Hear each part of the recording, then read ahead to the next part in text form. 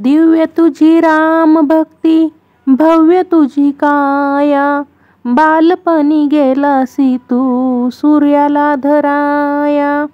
हादरली ही धरती, थरथरले आसमान, एकमुखाने बोला बोल जय जय हनुमान. एकमुखाने बोला बोल जय जय हनुमान. हाय हॅलो नमस्कार, मी कोमल आणि स्वागत आहे तुमचं नाशिककर कोमल या मराठमोळ्या यूट्यूब चॅनलवर. 12 एप्रिल 2025 शनिवारी हनुमान जयंती आहे, अर्थात चैत्र पौर्णिमा देखील आहे. तुम्हाला देखील हनुमान जयंतीच्या दिवशी पूजा करायची आहे. महिलांना प्रश्न पडला असेल की हनुमान जयंतीला आम्ही पूजा करू शकतो का, हनुमानजींना स्पर्श करू शकतो का, तर त्यासाठी आजचा व्हिडिओ आहे. आजच्या व्हिडिओमध्ये आपण हनुमान जयंतीच्या दिवशी महिला हनुमानजींची पूजा करू शकता का, किंवा महिलांनी हनुमानजींची पूजा कशा प्रकारे करायची आहे याबद्दलची माहिती आपण जाणून घेणार आहोत. त्यासाठी व्हिडिओ संपूर्ण बघा. व्हिडिओ बघत असताना कमेंटमध्ये पवनपुत्र हनुमान की जय असं जरूर लिहा. चला तर मग आजच्या व्हिडिओला सुरुवात करते. आपल्या हिंदू धर्मामध्ये पवनपुत्र हनुमानजींच्या पूजेला खूप महत्त्व आहे. बजरंगबलींची पूजा कोणतीही व्यक्ती कधीही करू शकते, परंतु महिलांनी हनुमानजींची पूजा केली तर चालते का? महिलांनी हनुमान जयंतीच्या दिवशी बजरंगबलींची पूजा कशा प्रकारे करायची याबद्दलच आपण आज जाणून घेणार आहोत. मंगळवार आणि शनिवार हे 2 दिवस हनुमानजींच्या पूजेसाठी अतिशय शुभ मानले जातात. या 2 दिवसांव्यतिरिक्त वर्षातून असा एक दिवस असतो ज्यावर हनुमंत साधना केल्यावर बजरंगबलींच्या कृपेने सर्व समस्या दूर होतात. तर हा दिवस म्हणजे आपल्या हिंदू धर्मात हनुमान जयंती म्हणून साजरा केला जातो. तर यावर्षीची हनुमान जयंती 12 एप्रिल 2025 रोजी शनिवारी आहे. बऱ्याच ठिकाणी हनुमान जयंतीच्या दिवशी स्त्रिया देखील पूजा करतात.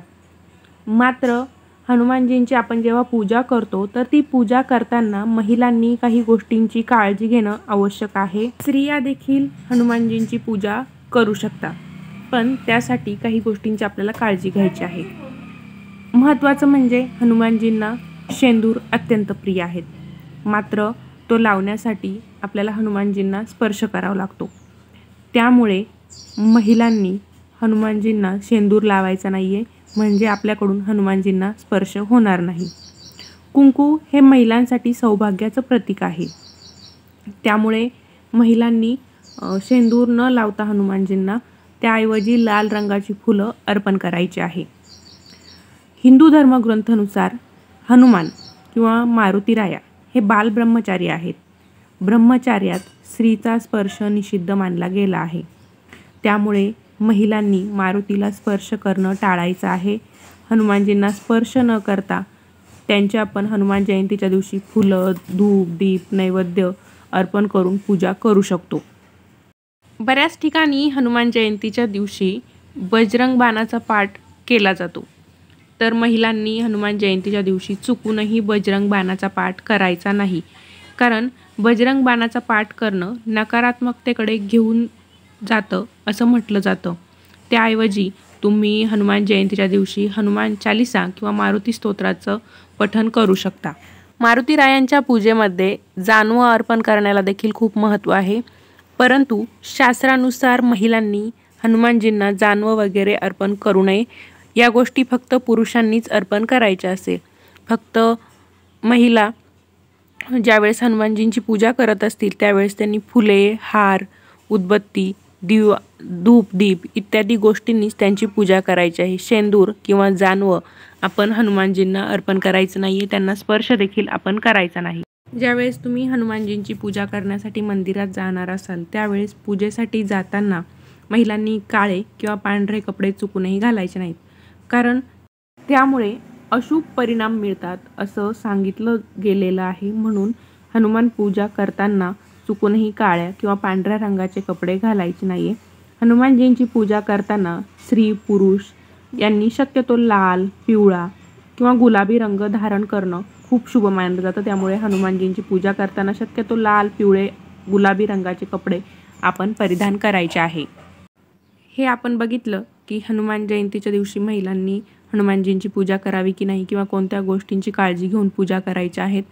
आता आपण हनुमान जयंतीच्या दिवशी करण्याचे उपाय बघणार आहोत, प्रभावी उपाय बघणार आहोत. तर त्यातला पहिला उपाय आहे तो म्हणजे आपल्याला हनुमानजींसमोर दिवा लावायचा आहे. हे उपाय आहेत ते शक्यतो पुरुषांनी करायचे आहेत.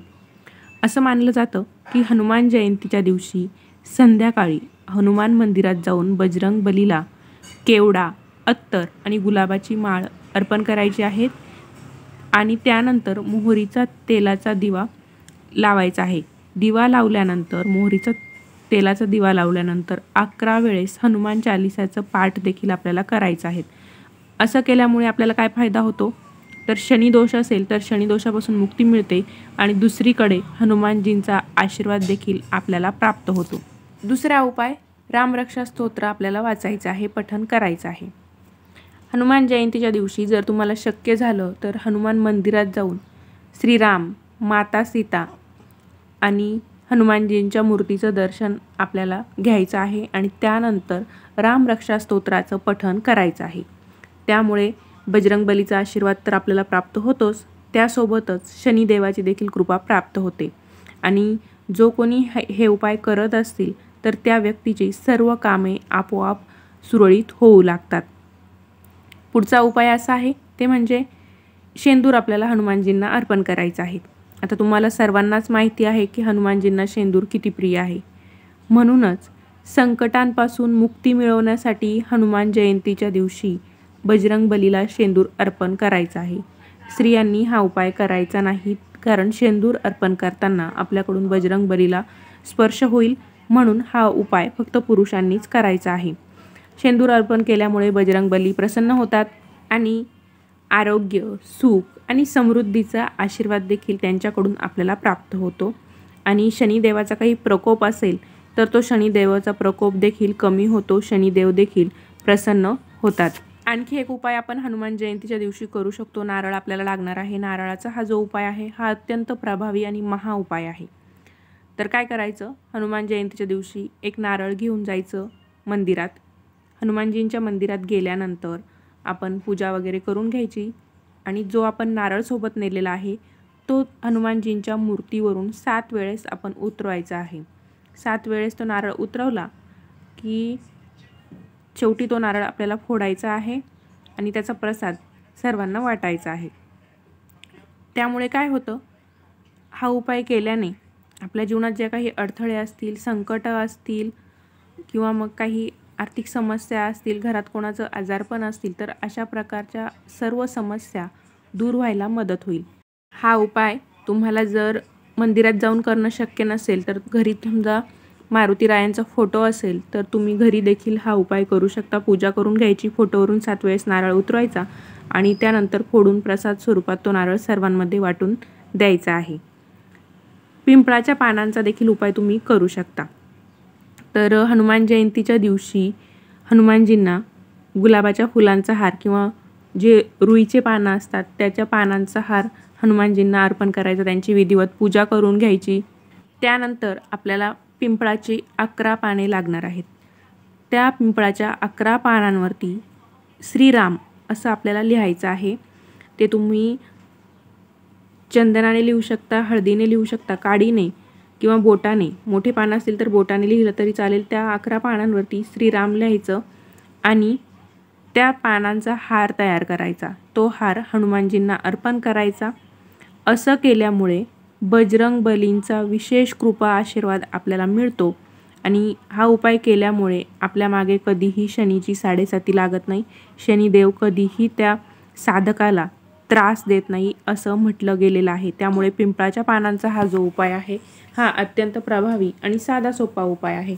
शक्यतो हे जे उपाय सांगितले ते पुरुषांनीच करायचे आहे. महिलांनी हे उपाय करू नका, त्याचं फळ तुम्हाला मिळणार नाही. पुरुषांनी हे उपाय केले तर त्याचं फळ लवकरात लवकर मिळेल. त्यामुळे तुम्ही तुमच्या मुलाकडून किंवा पतीकडून हे उपाय करून घेऊ शकता. तर अशा प्रकारे आजच्या व्हिडिओमध्ये आपण महिलांनी हनुमान जयंतीच्या दिवशी हनुमानजींची पूजा केली तर चालते का, किंवा मग महिलांनी हनुमानजींची पूजा कशा प्रकारे करायचे, हनुमान जयंतीच्या दिवशी कोणते उपाय केले तर आपल्या आयुष्यातील सर्व अडीअडचणी, अडथळे दूर होतील, अशी सविस्तर माहिती आपण जाणून घेतलेली आहे. तर व्हिडिओ तुम्हाला आवडला असेल तर व्हिडिओला लाईक नक्की करा, शेअर करा, चॅनलला अजून सबस्क्राईब केलेलं नसेल तर सबस्क्राईब करा. पुन्हा भेटूया अशाच एका नवीन व्हिडिओसोबत. धन्यवाद.